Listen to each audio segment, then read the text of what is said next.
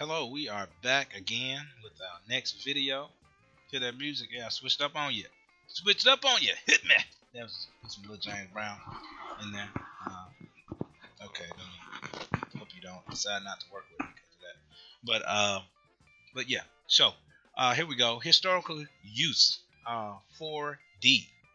This is one of the most major sections of the report if we were doing AEI. But just so happens that when we're doing EMG, it's fairly it's a whole lot easier because they have basically combined all of the historical sections. Normally, you would have done the aerials separately, the city directories separately, the topos separately, and then they give you a section where they want you to summarize all of those things into one. Well, the thing we like about EMG is they just do only a summary, and they want you to just fill out a chart here. Section 6.0 4D is historical use section 6.0 through 6.2. Alright, and so the first thing we have to do is simply just put the years of each one of our sources. Okay, we've already filled in the building department and fire department source years, and see that 1962 19 to current. Remember, we filled that out in our report tags, and it's already there. But we have to put these other years in by simply looking at the sources we've been given. So I want you to basically pull up your aerial photographs for this site. You already should have them open somewhere down there, and I look at that. See this list of years here? That's what I'm going to type in, from the oldest year to the newest year. No, you can't put like 1956 through 2017. EMG doesn't allow that. Actually, AEI and others do. But EMG, they say, look, we have taken a lot of the unnecessary meat out of the report enough for you, so the least you can do is type these years in for us. And so, hey, we're not going to complain about that. So I'm going to just list them here: 1966, 75, 1985, and 1991. And what am I looking at again? I'm just looking at my area photo page. Remember that? You got that on another screen or something like that, or you minimize it however you choose to do it. I work with two screens so that I can do things like this. Don't print it out and kill any trees though to do it. I'd rather you just go back and forth. Write it down if you want to. Take a picture. Ooh, you can take a picture with it on your phone. Yep, that's what I've done before. When I don't have two screens when I go out of town, that's exactly what I do actually. Is I open it up, take a picture of it with my phone, and then I just have it right there on the face of my phone. I bet somebody didn't think of that. Nah. Tony got you. Alright. Now, flood insurance maps. Well, remember we got lucky on this one. Well, it's not necessarily lucky, but because flood insurance maps absolutely help us out a lot when we want to find out what stuff is there in the early 1900s. But for this site, we don't have any flood insurance maps. They didn't have any maps. They just sent us a document to tell us that. And so here, what you're going to put, not identified. Okay? We have some other choices there. Not applicable. No, it's not really, not that they weren't usable. Pending, they're not still coming in. Or we have the actual years that we can put there. But for these cases, they're not identified. Topographic map years. I think there were only 3 of them if I remember correctly. 1965, 75, and 2015. 65, 75, 15. Right there. That's simple. Just typing it in. 2015. Alright. Alright. City directories, they gave us that as well. Now, hey, every assigning company actually does not give us city directories, especially if the site is in Memphis. If the site is in Memphis, 9 times out of 10, most clients other than EMG are not going to give you those directories unless you ask for them, because they think, hey, you can go get those when you get there, the local library, and pick them up. But nonetheless, they gave them to us. Thank goodness. Here are your years. Here, your city directory if it's pulled. Now, if They don't give it to us. That's something that the field manager is to provide to you, or you leave it blank. The field manager will come in and fill that out on their own. Okay, so if they don't have it yet, and 9 times out of 10 they might not by the time you come in and do this part, just leave this section blank and leave that for the field managers or the reviewer to do. But this site has them, so I'm just filling them in according to what they gave me over here. Most of the time these are 5 years apart. That's the whole point, is to get this in increments of 5. So starting with the earliest year and then counting every 5 years. From there, sometimes they skip a little bit and might go 6 years apart or 4 years and stuff like that, according to what they can find. This is basically some person.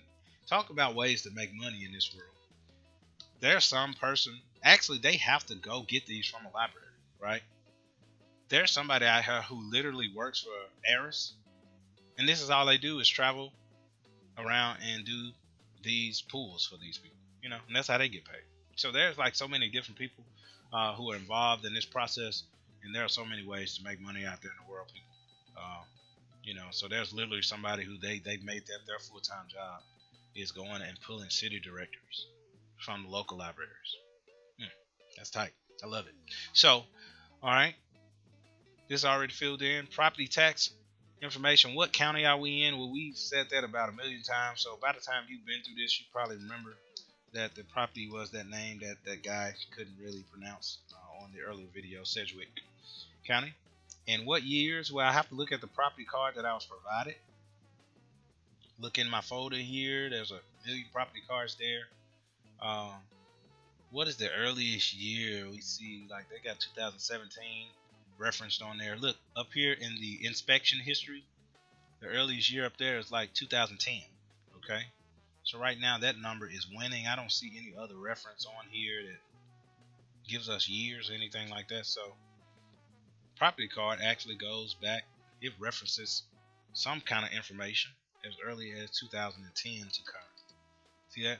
Now that's different from these department years. Okay. This is specifically talking about the property card information here. So on that property card, the earliest reference year of information I have on that is 2010 to current. And key site manager, this actually needs to come from the field manager, because on site we interview a person called a key site manager, and we ask them, how long have you been in connection with this site, or how long have you worked at this property, you know, or how long have you owned this property? And so they'll tell us, and that's what the year we put in here.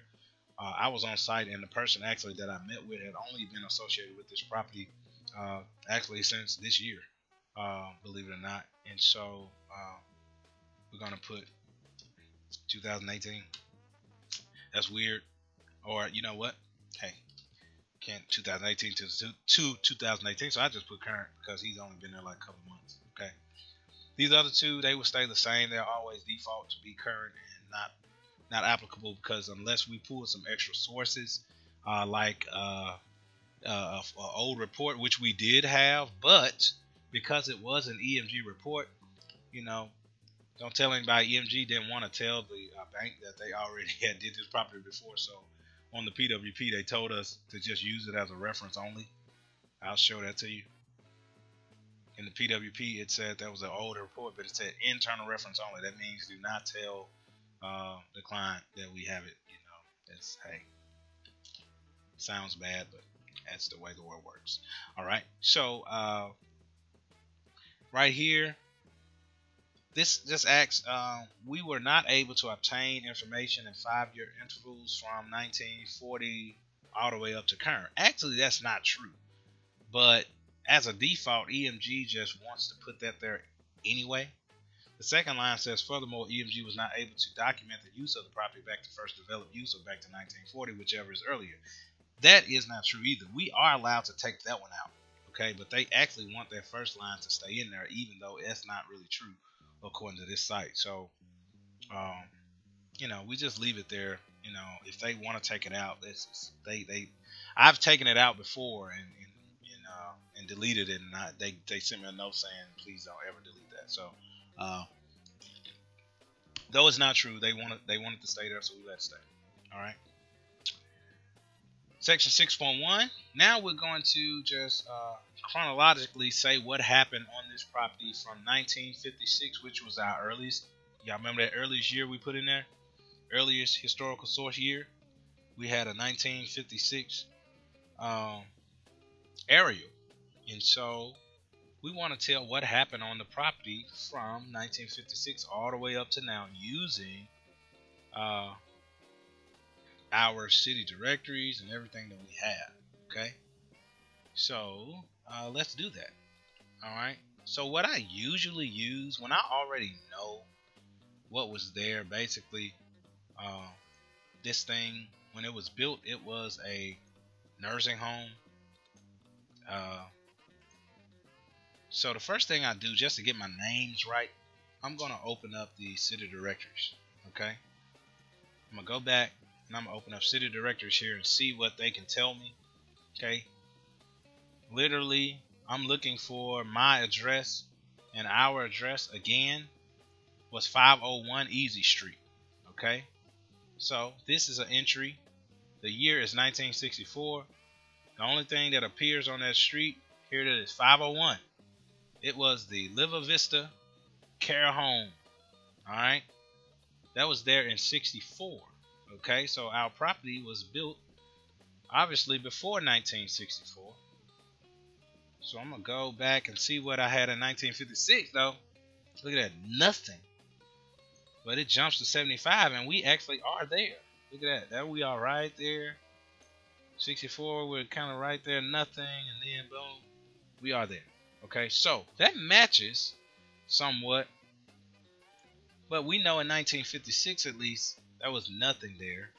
But by 64, it was there. But what do we also know? We know that the property was built in 1962. How do we know that? Because we were told that in our PWP, Project Work Plan, 1962. So, what can we put here? From 1956 to, 1961,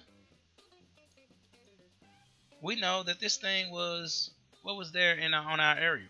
Looks like it was agricultural land, right?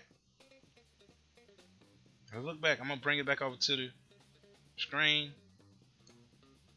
Kind of lines here. I mean, looks like could have been. They like they got some intentional drainage ways they put in here to drain the land. Once again, this is a call on yours. Right here, these lines, I really can tell that's agriculture. Over here, I really can tell this, it's really iffy there. It could just be a bare field. I'm not going to raise sand one way or the other on this one. Because I'm going to call it agriculture historically. But if you called it just naturally vegetated, I ain't, on this one, it's a judgment call. It's not a deal breaker.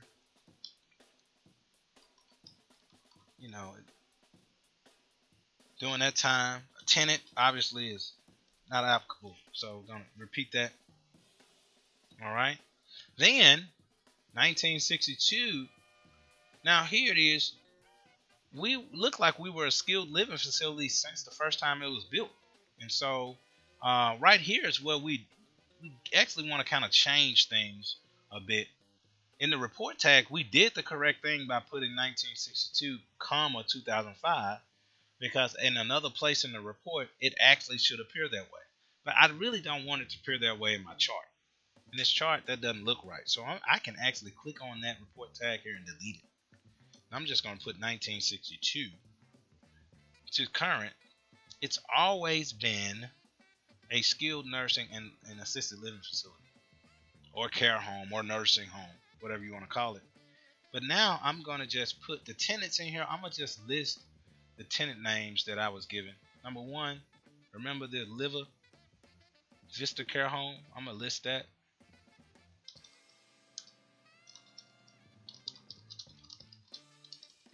Because the name is not as important here as the use.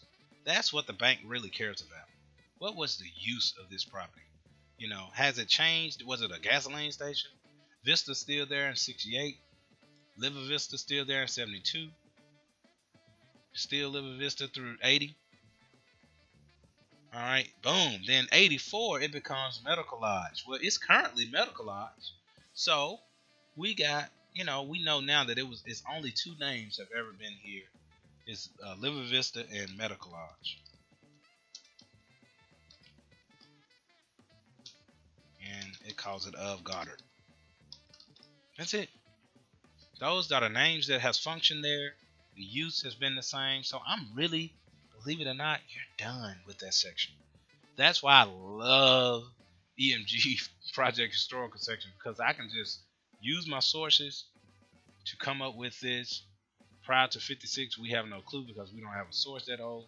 From 56 to 1961, the aerial, 1956 aerial had it as agricultural land. We know the property was built in 62, so we can make the assumption, the safe assumption, that from 1956 to 61 it was agricultural, and then our property was built there, and it became a skilled nursing and assisted living facility that functioned under these names throughout the years: Little Vista and Medical Lodge.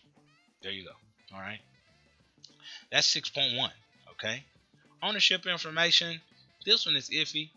Only if you've been provided a title search, or if you can navigate the property card and find the information on the property card, do you have to worry about this at all. But I can go ahead and tell you this information actually was not given on the property card. Well, the only thing we know about this is that what? It's currently owned by medical lodges. Okay? That's all we know. We know the current owner. We don't know previous owners. I'm looking through here. Sometimes they have a list of the years that the property was purchased. But I'm not really seeing that on here. Okay, so unless that information was provided to me, sometimes I'm in the field and I ask. Obviously, if I'm talking to the owner, I ask them, when did you purchase this building? We know that Medical Lodge moved into the building between 1980 and 1984, but that don't necessarily mean they owned it that entire time. They could have started off leasing the space and then bought it much later. So we don't really know. We only know the current owner, and that's what actually I can put there. Year purchase unknown, but the owner name is Medical Lodges Incorporated. Okay, that's okay to put unknown. We don't know, but we do know the current owner. All right, that's where you can get that from. You can always find your current, at the very least, you can find your current owner's name. It's going to be on the property card. Now, sometimes that property card may list out the years of purchase or purchase history, and that way you can look on there and find what year they bought it. Or sometimes it might have a list of the previous owners with the years that they purchased each property. You can then obviously fill that out on this, but we don't have that information on the property card, and no one pulled a chain of title search for us, and you're not paid to do one, so you don't do it unless they pay you to do it. We could have pulled a title search on this, but we can only do what we're paid to do. All right. 6.2. This is the adjacent site history. Now, adjacent site history does kind of get a little in depth, a little bit more than like the other sites that we regularly do. But what I use here is basically your area photos. I don't tend to stress myself out trying to use the city directories to do my adjacent sites unless I have seen or know that a gasoline station or dry cleaner might have been next door to me, and then I will use my city directories to do this section. But you're in a rural area like the one we're doing right now, no need of doing city directories. Most of we're surrounded mostly by residential and stuff like that, and so you can fill that out. 1956 through, so we know our property sits about right here. So if I'm eyeballing this thing, I'm about right here. North of me is what? Agricultural land. North of me here, see, that's what I'm talking about. Is I can still say it's agricultural, but they've started driving through it and putting roads in. It's likely they're not really doing much agriculture over here no more. Now I think they would continue to do it over there. See, this kind of becomes residential, but again, it's kind of a judgment call there, just to not have to put too many entries in. We'll go from 56 to 75. From 56 to 75, we're going to say agricultural. And then go to the next year. Still looking north from 85. And 85, that thing, them houses, remember all them houses north of us? They started popping in, so it was agricultural. It was residential and naturally vegetated. Remember, we said we're not going to call it agriculture over here. And we know that it's that today, right? So we're already done with the north from 85 until current. That's it. I can click on this row. I can delete that row. You right click, you can delete the row. You can lift it up. See, you can even add rows, but you don't want to do that. So I'm right click here and delete row. And from this one, I'm going to say 1985 to current is, once again, we have a combo here. So I'll just choose one and add the other. Residential and naturally vegetate. Boom. Right? East of us, look at our history here. Back in 56, east of us was only agricultural. Again, by 75, it's, well, we continue to say agricultural for then. 85, we're going naturally vegetated followed by residential. It was actually agriculture followed by residential by 75, and all agriculture. So we do have a little bit of manipulation there to do. So we're just going to say in 1956 only, it was only agricultural. And then, remember, from 75 in 1975, it was agricultural followed by residential. Okay. And really, well, then from 85 to current was naturally vegetated followed by